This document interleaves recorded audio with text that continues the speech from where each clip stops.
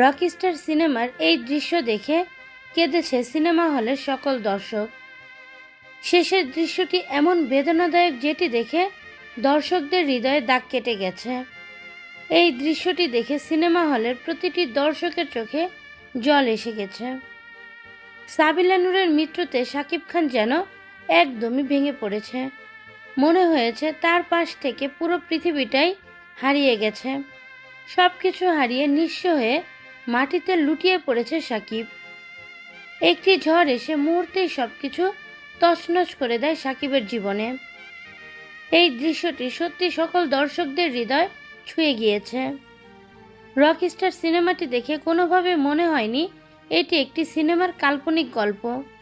শাকিব খানের অসাধারণ অভিনয়, অসাধারণ লুক, যা মুগ্ধ করেছে সকল দর্শকদের।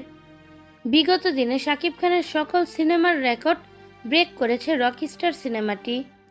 রকস্টার সিনেমার গল্প, শাকিব খানের লুক, এক্সপ্রেশন এবং ডায়লগ বলার ভঙ্গিমা সব কিছুই যেন দর্শকদের হৃদয় ছুঁয়ে গিয়েছে। সো ভিউয়ার্স, শাকিব খানের রকস্টার সিনেমাটি কে কে দেখেছেন? যারা দেখেছেন অবশ্যই আপনাদের মতামত জানিয়ে দিবেন আমাদের কমেন্টসের মাধ্যমে। আর যারা এখনো এই সিনেমাটি দেখেননি অবশ্যই দেখে আপনাদের মূল্যবান মতামত জানিয়ে দিবেন।